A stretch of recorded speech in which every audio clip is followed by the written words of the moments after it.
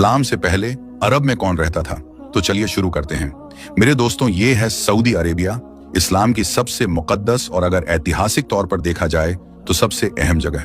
मगर क्या आप लोगों ने कभी सोचा कि अगर आज से 1450 या 1500 साल पीछे जाकर देखा जाए तो ये पूरा इलाका कैसा हुआ करता था या कैसा दिखा करता था? मतलब ये कि मुसलमानों के जो आखिरी पैगंबर थे, मतलब कि हजरते मोहम्मद मुस्तफा सल्लल्लाहु ताला अलैहि वसल्लम, उनसे पहले का ये सऊदी अरेबिया या फिर पूरा ये जो अरब वर्ल्ड है, ये कैसा हुआ करता था? यहाँ के रहने वाले लोग किसकी इबादत मतलब की पूजा किया करते थे और किन रस्मों रिवाज को फॉलो किया करते थे? प्री इस्लामिक अरब वर्ल्ड से जुड़े हुए इस तरह के सवाल तो बहुत सारे हैं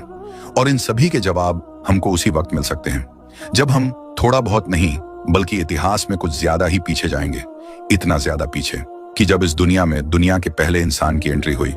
मुस्लिम हिस्ट्री के हिसाब से देखा जाए तो हमारी इस दुनिया के पहले इंसान का नाम हजरत आदम अलैहिस्सलाम था, जो मुसलमानों के नजदीक एक पैगंबर भी हैं। और ये वही हजरत आदम है कि जिनको यहूदी और ईसाइयों में एडम के नाम से याद किया जाता है। इस्लामिक लिटरेचर क्लियरली ये बताता है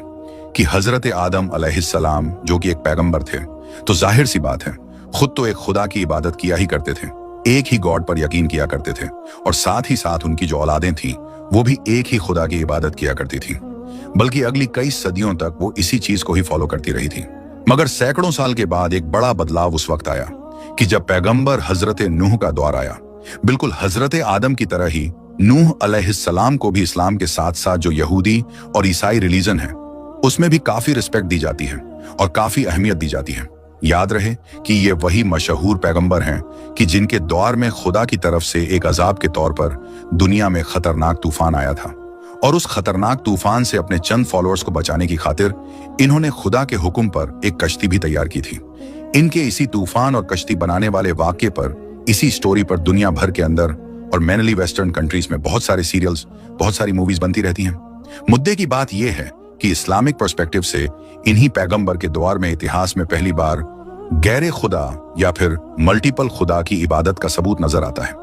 जिसको ना सिर्फ मुसलमानों की सबसे मुकद्दस किताब कुरान के अंदर मेंशन किया गया है, बल्कि बहुत सारी हदीसों या बाकी किताबों में भी इसको अच्छी तरह से एक्सप्लेन किया गया है। मामला कुछ यूं बयान किया जाता है कि उस दौर में कुछ बहुत ज्यादा नेक लोग हुआ करते थे,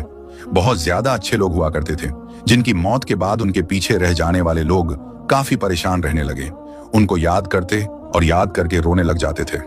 ऐसे हालात में ही शैतान ने उन लोगों को मशवरा दिया कि तुम्हारे लिए बेहतर होगा कि क्यों ना तुम उन लोगों की याद में उनके स्टैच्यूज बनाओ। उन लोगों ने इस चीज पर अमल किया, उनके स्टैच्यूज बनाए। पहले तो ये सिर्फ एक मेमोरी के तौर पर थे, मगर वक्त के साथ ही फिर इन लोगों ने उन स्टैच्यूज की इबादत करनी भी शुरू कर दी थी। अब अगर खास तौर से बात की जाए अरब वर्ल्ड की, और उसमें भी फोकस अरब के उस खास इलाके पर किया जाए कि जहां पर मक्का, मदीना, ताइफ जैसे शहर मौजूद हैं, या जहां पर आज सऊदी अरेबिया नाम का देश बसता है, तो उसके लिए तो हमको पैगंबर हजरत इब्राहिम अलैहिस्सलाम के ऊपर नजर डालनी पड़ेगी। ये वही पैगंबर हजरत इब्राहिम अलैहिस्सलाम हैं कि जिनको यहूदियों और ईसाइयों में या बाकी वेस्टर्न वर्ल्ड के लोगों में अब्राहम के नाम से जाना और पहचाना जाता है। इनका नाम आप हमेशा अच्छी तरह से याद रखें, क्योंकि चाहे इस्लाम हो, यहूदियत हो, ईसाइयत हो, इन तीनों ही रिलीजन्स के अंदर पैगंबर हजरत इब्राहिम अलैहिस्सलाम को हद से ज्यादा अहमियत दी जाती है। दी भी क्यों ना जाए, क्योंकि इन तीनों की ही जो ऐतिहासिक जड़ें हैं वो ऊपर जाकर इन्हीं से जुड़ जाती हैं। मुसलमानों, यहूदियों और ईसाइयों के इतिहास में जितने भी पैगंबर बाद में आते रहे थे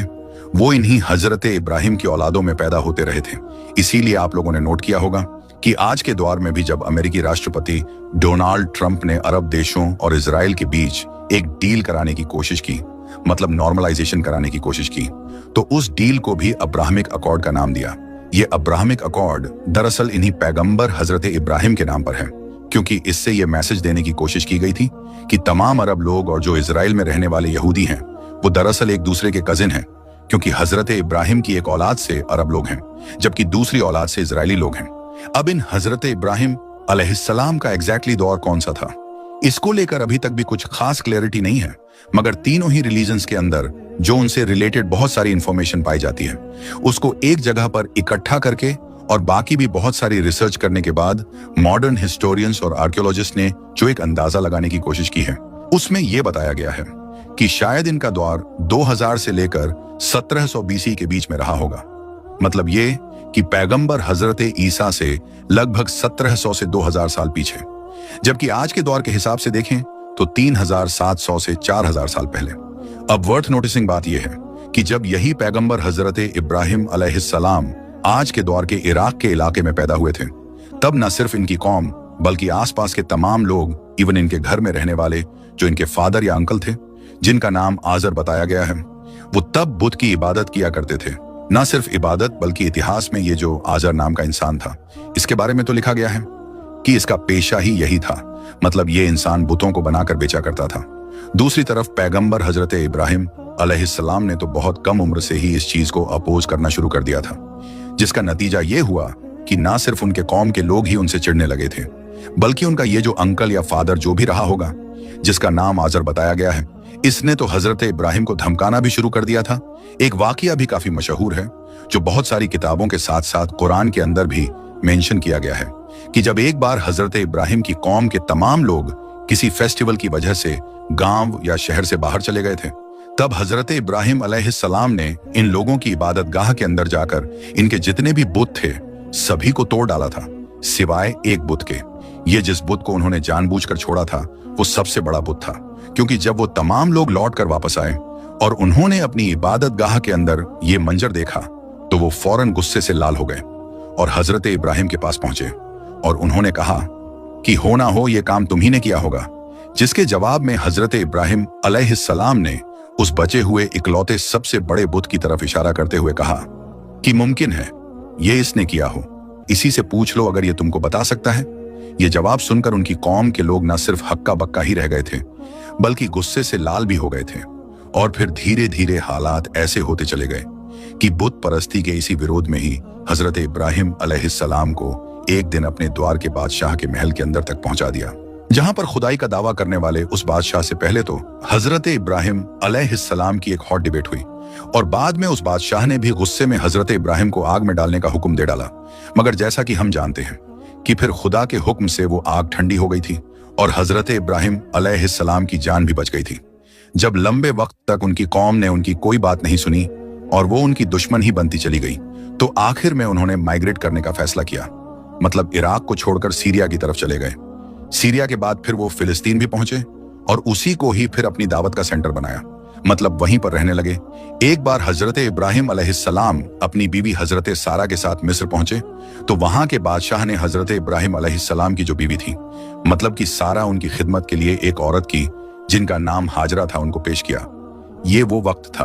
कि जब हजरत इब्राहिम अलैहिस्सलाम और हजरत सारा को कोई औलाद नहीं थी। औलाद की ख्वाहिश में ही हजरत सारा ने खुद वो जो हजरत हाजरा नाम की खादिमा थी, उनका निकाह हजरत इब्राहिम अलैहिस्सलाम के साथ करवा दिया। और इस तरह से फिर बुढ़ापे में हजरत इब्राहिम के घर पर उनके बड़े बेटे हजरत इस्माइल की पैदाइश हुई। खुदा के हुक्म पर ही हजरत इब्राहिम अलैहिस्सलाम ने फिर अपने बेटे हजरत इस्माइल और उनकी माँ हजरत हाजरा को उस छटियल रेगिस्तानी मैदान में छोड़ दिया कि जहां पर आज के दौर में मक्का शहर मौजूद है। याद रहे कि उस दौर में यहाँ पर कुछ भी नहीं हुआ करता था। उस गर्म छटियल रेगिस्तानी इलाके में जब नन्हे हजरत इस्माइल को प्यास महसूस हुई तो माँ ने पानी की तलाश शुरू की और बेचैन होकर पास ही की जो सफा मरवा की पहाड़ियां थीं, उन पर दौड़ लगानी शुरू कर दी। इसी बीच ही करिश्माई तौर पर पानी का वो चश्मा जाहिर हुआ कि जिसको जमजम के नाम से जाना जाता है और जहां से ही हजारों साल बाद, मतलब कि आज तक भी वो पवित्र, वो मुकद्दस पानी निकल रहा है कि जिसको जमजम के नाम से जाना जाता है। कुछ वक्त के बाद ही यहाँ से एक कबीला बनु जुहम का गुजर हुआ, जिसने जब यहाँ पर यह पानी देखा तो वो काफी हैरान हुआ और खुश होकर यहाँ पर रहने की इजाजत मांगी। हजरत हाजरा ने भी इस कबीले को यहाँ पर ठहरने और रुकने की इजाजत दे दी। जिसके बाद फिर हुआ ये कि इसी पानी की वजह से यहाँ पर एक बड़ी आबादी बस्ती चली गई और आगे जाकर इसी पूरी एक बस्ती ने शहर का रूप ले लिया, जिसको मक्का के नाम से जाना गया। फिर पैगंबर हजरत इब्राहिम अलैहिस्सलाम को खुदा की तरफ से यह हुक्म मिला कि मेरे घर की तामीर की जाए। तो हजरत इब्राहिम अलैहिस्सलाम ने अपने बेटे हजरत इस्माइल अलैहिस्सलाम के साथ मिलकर यहाँ पर खुदा के एक घर की तामीर की कि जहां पर लोग आकर खुदा की इबादत कर सकें। और उसी बिल्डिंग को, उसी घर को आज दुनिया काबे के नाम से जानती है, जो जाहिर है सऊदी अरेबिया के मशहूर शहर मक्का के अंदर मौजूद है। और अब हजरत इब्राहिम और हजरत इस्माइल अलैहिस्सलाम के दौर में जाहिर है। तमाम लोग एक ही खुदा की इबादत किया करते थे और उन्हीं तमाम चीजों को फॉलो किया करते थे, माना करते थे, जो पैगंबर हजरत इब्राहिम अलैहिस्सलाम ने सिखाई थी।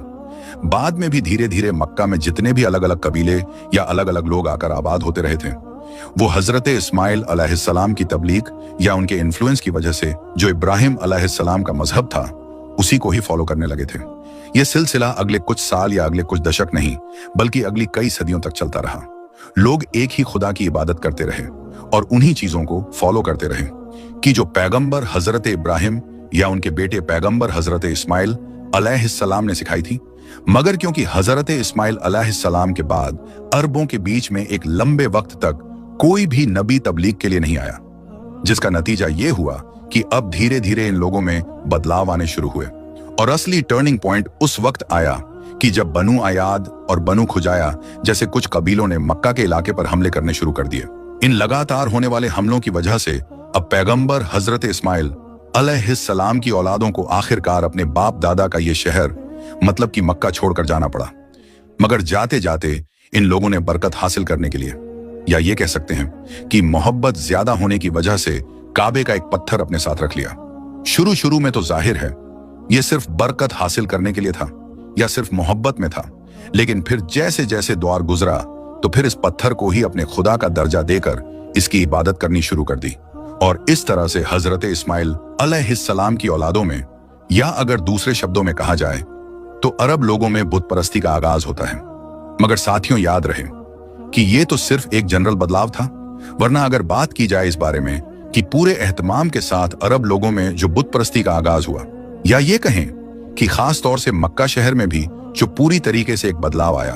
और तमाम लोग बुतों की इबादत करने लगे, वो सब कुछ इतिहासकारों के मुताबिक दूसरी से तीसरी सदी के आसपास में हुआ था।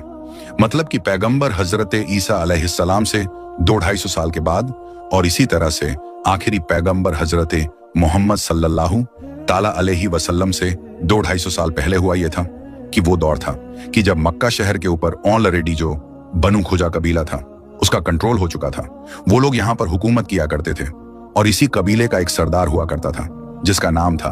अम्र बिन लोहई। अम्र बिन लोहई ना सिर्फ एक सरदार हुआ करता था बल्कि काबे का मुताबल्ली भी था, मतलब काबे की देख रेख सब उसी की जिम्मेदारी थी। तो इसीलिए अरब के लोगों में उसका जो स्टेटस था वो काफी ऊपर था। लोग उसको बहुत ज्यादा अहमियत दिया करते थे और उसकी हर बात को सुना और माना करते थे। यही इंसान एक बार किसी काम के सिलसिले में ग्रेटर सीरिया मतलब कि आज के दौर के उस इलाके में गया कि जहां पर सीरिया या फिलिस्तीन वगैरह मौजूद है। वहां पर इसकी मुलाकात एक कौम या आप कह सकते हैं कि खास कबीले से हुई कि जिस कबीले के लोग बुतों की इबादत कर रहे थे। इसने उन लोगों से पूछा कि ये कौन है और तुम इनकी इबादत क्यों करते हो? तो उन्होंने बताया कि यही हमारे खुदा हैं और हम इन्हीं से ही पानी, खाना, जो भी चीजें होती हैं सब इन्हीं से मांगते हैं और हम जो कुछ भी मांगते हैं ये लोग हमको अता करते हैं। ये सब देखकर अम्र बिन लोही काफी इंप्रेस हुआ और उसने उन लोगों से ये रिक्वेस्ट की कि तुम लोग इनमें से एक बुत मुझे दे दो। उन लोगों ने उन तमाम बुतों में से एक बुत की जो साइज में काफी बड़ा था और जिसका नाम हुबल था वो उसको दे दिया। हुबल नाम का वो बड़ा सा बुत की जो देखने में इंसानी शक्ल का था, वो उसको लेकर मक्का शहर में पहुंचा और अम्र बिन लुहाई ने इस बुत को, जो मक्का की भी सबसे खास जगह थी, जो सबसे अहम जगह थी, जो सेंटर था, मतलब कि काबा उसकी छत पर ले जाकर रखा। हिस्टोरिकल एविडेंसेस बताते हैं कि इस बुत का एक हाथ टूटा हुआ था जिसकी जगह पर बाद में मक्का वालों ने सोने का हाथ लगा दिया था। साथ ही साथ ये भी पता चलता है कि वक्त के साथ जब मक्का शहर के अंदर और भी बहुत सारे बुत आ गए थे, अलग अलग नामों के बुतों की इबादत की जाने लगी थी, तब भी मक्का वालों की तरफ से जो सबसे अहम और बड़ा बुत समझा जाता था वो दरअसल यही हुबल नाम का बुत था। हुबल के अलावा इस्लाम से पहले 3-4 और भी ऐसे बुत थे कि जो पूरे अरब में काफी मशहूर थे, जैसा कि ताइफ के इलाके में अल्लात और वादियां, नखला में अलुज्जा या इसके अलावा मनात वगैरह। तो कुल मिलाकर अब सिर्फ मक्का ही नहीं बल्कि पूरे ही हिजाज के इलाके में, मतलब जहां पर आज मक्का, मदीना, ताइफ या आसपास के जितने भी शहर पड़ते हैं, इन सभी में ही अब बुत परस्ती होने लगी थी। लोग बेशुमार बुतों के जो अलग अलग दिखा करते थे और जिनके नाम अलग अलग हुआ करते थे उनकी इबादत किया करते थे।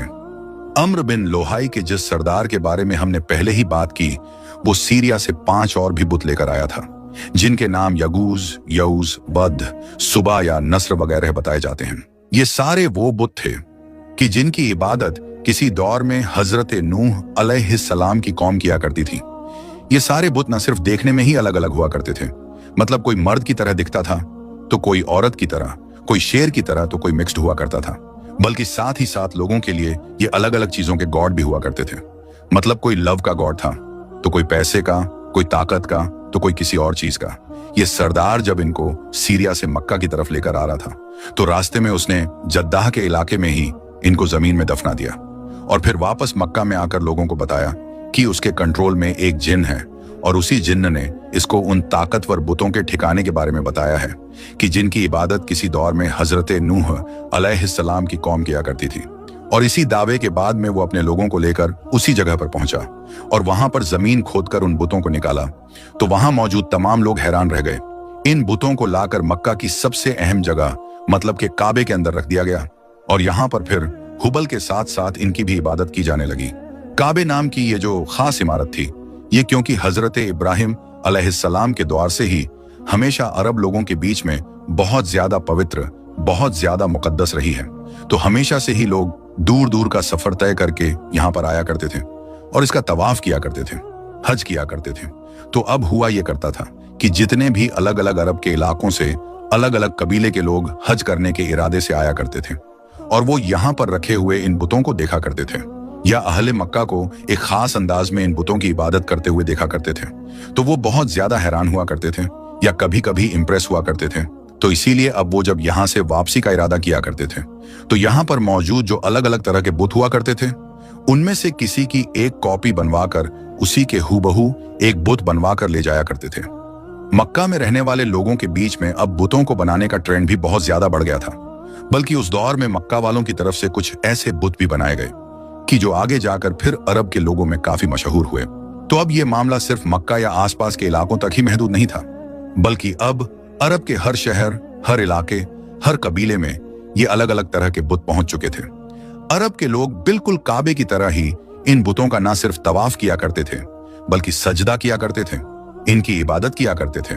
और इनसे बड़ी बड़ी फरियादें किया करते थे।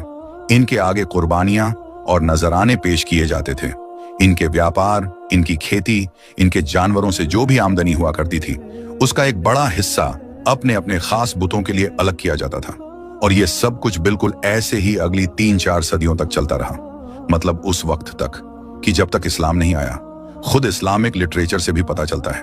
कि आखिरी पैगंबर हजरत मोहम्मद मुस्तफ़ा सल्लल्लाहु ताला अलैहि वसल्लम के दौर में भी ये जो बैतुल्लाह था, मतलब कि काबा और इसके आसपास का एरिया, यहाँ पर लगभग 360 के करीब बुतों को रखा गया था। मगर जैसा कि हम जानते हैं कि फिर 730 ईस्वी ये इतिहास में वो आखिरी वक्त और आखिरी साल था कि जब मक्का या फिर उसके आसपास में बुत नजर आए थे, क्योंकि इसी साल फिर मुसलमानों ने पैगंबर हजरत मोहम्मद मुस्तफ़ा सल्लल्लाहु ताला